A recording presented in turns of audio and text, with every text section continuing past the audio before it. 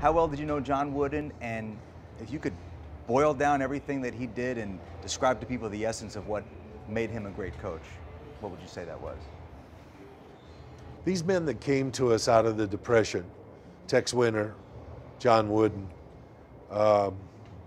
there's a lot of guys, Everett Bunn, Dr. Dean, coaches that coached, that came out of an area in which we, have called our era that was, a depression, hardships, real study in life lessons and life goals, have brought basketball a very generous legacy.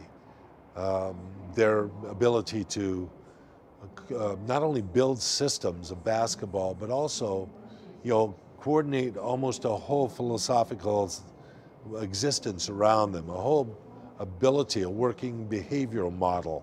That translates outside of the court. It translates outside of the court. Everybody who touches the confines of, maybe UCLA, not everybody per se, but most everybody John Wooden had ability to coach for 4 years, improve their life, improve them as students.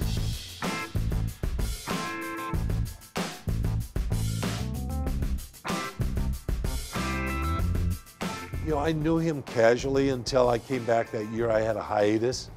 I did my South Sea journey. I came back in Tex Winter, and I made a date with John to have lunch with him. And he and Tex were rivals. Big rivals.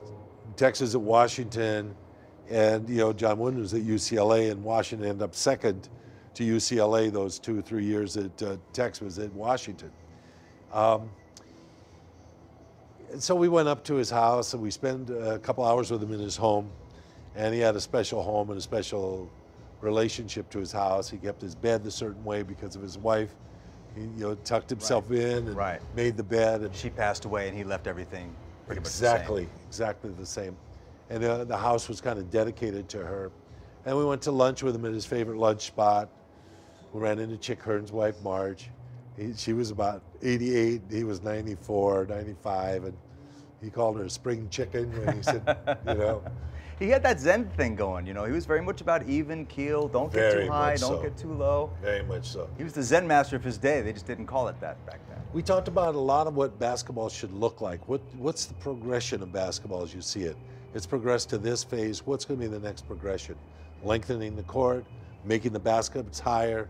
We talked about a lot of those futuristic things. We talked about former players that he'd had. Some of the great players, Walt Hazzard, Yale Goodrich, the era before, Kareem, Keith Erickson, that era that was before Lou Alcindor came and really made that program dominant for 6 years or so, 6, 7 years. And we talked about, players he'd seen at UCLA. Talked about Jackie Robinson, who was a UCLA grad or UCLA football player, and he told he's much better football player than perhaps a baseball player, but here he is a Hall of Fame baseball player. And then you go back and look at what, quotes he's made, the pyramid of success. He's a very thoughtful guy about how these things had to be done. And, just how things had to develop. And, right down to tying your shoes. He taught players how to tie their shoes. Very precise guy. I get the feeling, talking to people that we both know, people that you've coached, that you do not have a very high opinion of college basketball. Is that just maybe as it compares to the NBA, or do you pay attention to college basketball? Give me the view of college basketball from where you sit. Okay, I hate to be critical. Go for it. But the NBA has distorted the college game, don't you think? Now that we have kids going to one and done, they're going to college before they come in. Now we made 19. We've got kids going to college. They don't learn students. They don't become students. They get by in a college curriculum for one semester. They don't go to class the second semester. Then college becomes a basketball venue for them. Then they jump to the NBA. Now they're 19 years old. They still can't play professionally. They're talented, really talented, but they're not professional athletes. We need to make that 20 at least.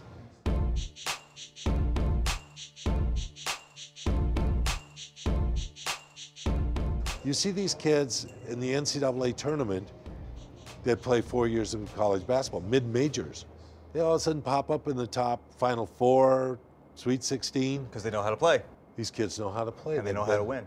They've been skilled in the basketball skills. They've learned team chemistry, and it's just not about talent. And so we have to get away from that.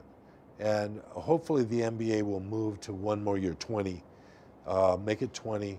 2 years of college becomes the norm. Kids become students for at least a year and a half, and then they learn something. They have to learn.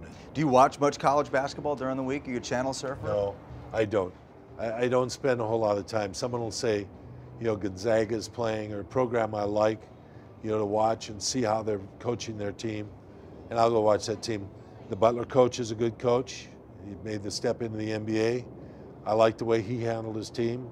I like his progressive thinking about basketball.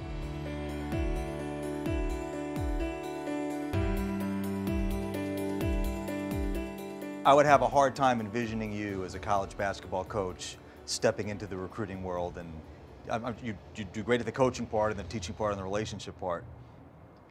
Yeah, how do you go in and recruit these players? And so, the college coaches are left, wondering how they can do it. I spent time with Larry Kraskowiak, who's at the University of Utah, a former player of mine and a guy that coached the Milwaukee Bucks, and a guy I admired as a player, actually.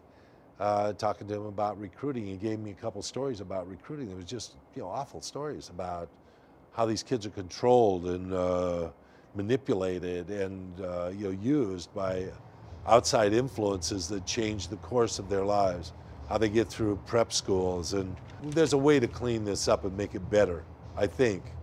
The outside limit, though, is the NBA has got such a lure. There's $100 million to be made in the NBA.